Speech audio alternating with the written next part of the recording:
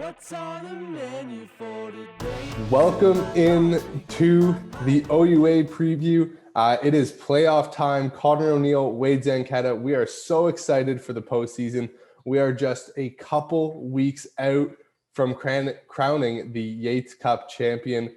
Connor, we've got a slate of 3 games as we whittle down to the final 2 teams. How are you getting ready for this weekend? A whole lot of note taking, lots of going back and watching things from all season, really, and a whole lot of note taking. That's how I'm getting ready. Well, your Ottawa GGs are one of the 3 games. They are hosting the Windsor Lancers. Shall we start there? Oh, we might as well. I think it's the first game on the schedule as well this weekend, so we might as well start in the nation's capital. The second time these Windsor Lancers are going to have to make that road trip down the 401. Yeah, this is an interesting thing for Windsor. They've already done it. They've already been through this road trip.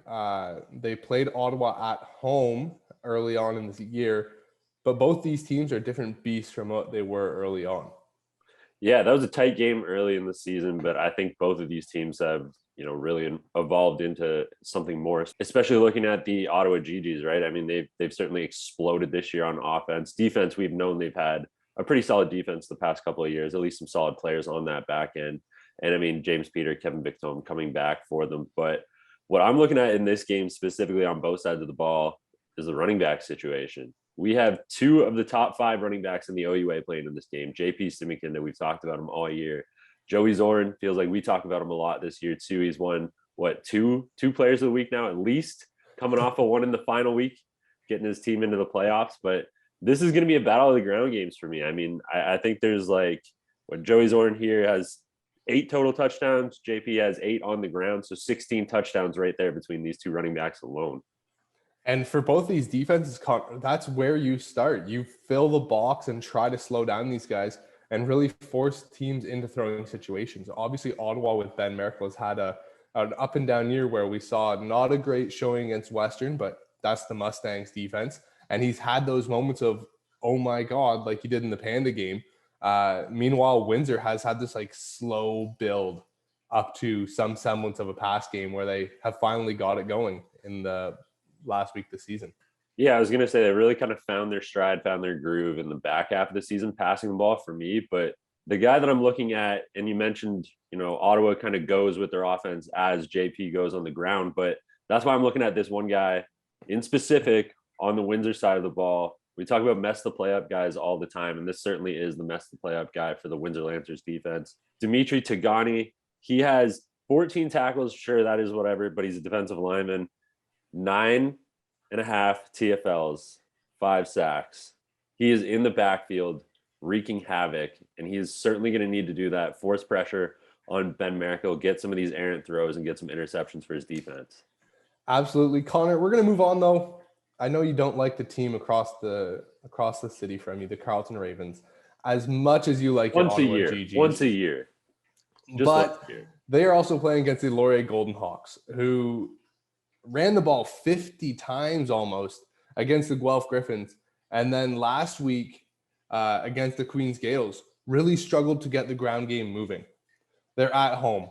They're hosting a playoff game against a team in Carleton that has also really tried to establish the run this year. What are we expecting in this matchup? A quarterback matchup. Right off the hop. It is going to be a quarterback matchup. Tanner DeYoung, final season for the Carleton Ravens. He's second in the OUA, just under 1,900 yards passing. He's thrown 11 touchdowns, only 4 interceptions on the season. Across the sideline from him, or just down the sideline from him, I should say. Taylor Elgersma, we've talked about him all season long. 13 passing touchdowns, 8 interceptions. But specifically for Carleton, their offense runs through Tanner, obviously, but it also runs through Kasim Ferdinand. He's caught 7 of Tanner's 11 passing touchdowns this season. They are an electric combination. And I certainly like what you're talking about with this quarterback matchup. Both quarterbacks have big arms.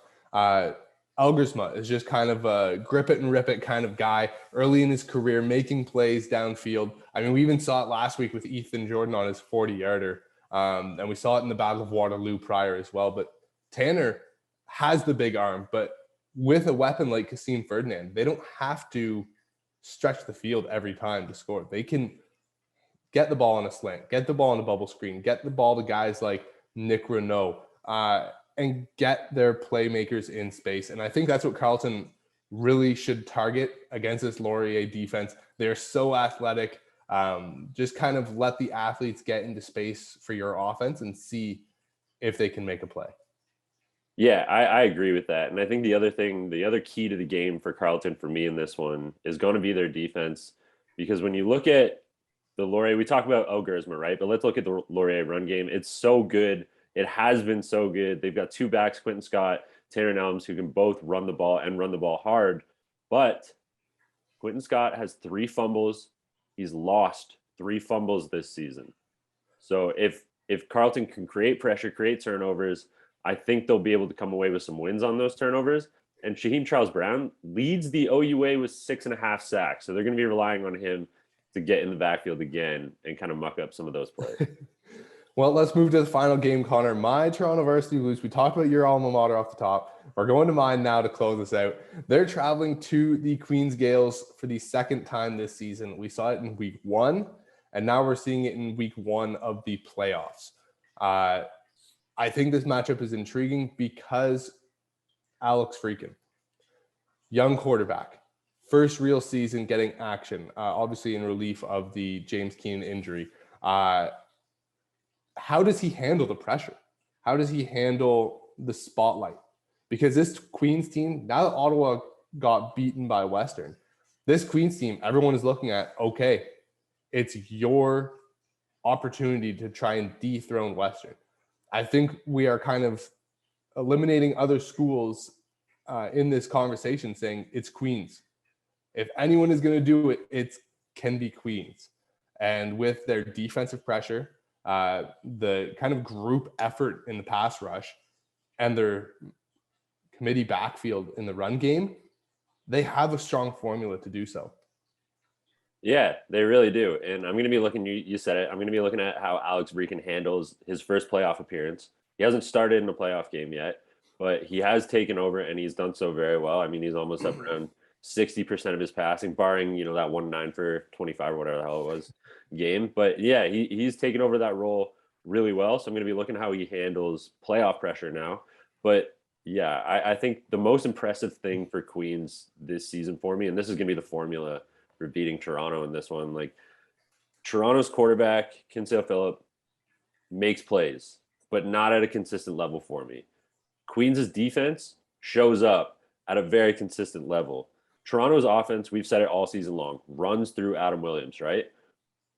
Queens is allowing only 114 rush yards per game on the ground. That's the second fewest in the OUA.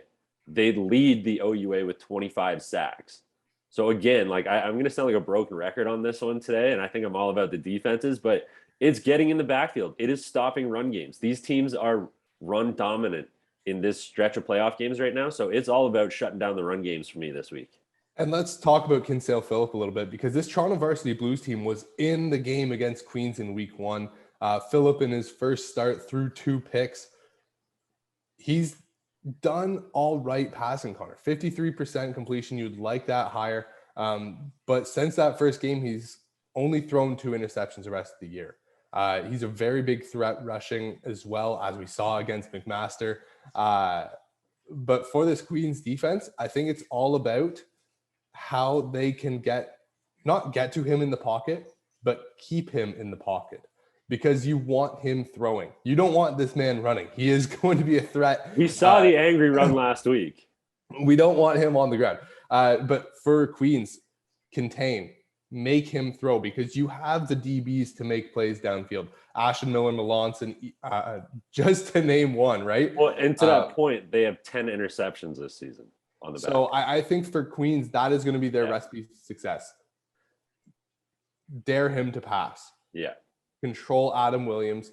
And for Toronto, it's how do you get these guys going? You have a lot of weapons out at receiver. Can you get those big playmakers like LeGood and Osho and Lehman involved early in the pass game? Yeah, I certainly agree with all that. I mean, like we've seen everything up to this point from Toronto. What happens when they get their playmakers involved? They're a darn good football team. The last point I want to make is surrounding the Toronto defense, because again, we've seen what they look like when they're on. They're forcing turnovers. They're getting in the backfield. They're making plays. They're returning punts for touchdowns. They're returning kickoffs for touchdowns. I know that's special teams, but when they're rolling, they're rolling. But the same has been said for Queens. And red zone, I know this is one of my favorite stats this season, red zone percentage right here. So I'm going to talk about it. Queens in the red zone is absurd, otherworldly. How is Toronto going to stop this? Because in the red zone right now, Queens has been to the red zone 37 times this season. That's like almost 5 times a game. They're getting opportunities to score points 5 times a game. They've converted 35 of those opportunities. They've scored 34 touchdowns. Mm-hmm. How do you stop that? And that is what Coach Marshall, Coach Mullen, and this defense is going to have to be tasked with. If you guys want to check out these games and you're in Ottawa, Kitchener-Waterloo, Kingston, or surrounding areas like I am, like Connor is, head to the stadiums, get your tickets, get some butts in these seats. For Queens, it is homecoming. I know they had fake homecoming last week. This is the real homecoming, and they have a playoff game to boot. So that stadium will be rocking. If you can't make it, OUA.tv, live, on demand. It is absolutely free. You can also check out soccer playoffs, which are going on as well in the OUA. There's a ton to do and a ton to see. So make sure to check that out. And for us, at Wade Zank, at Connor R. O'Neill, at CF Perspective. Enjoy the week, enjoy the playoffs, and we'll be back to talk about it next week. What's on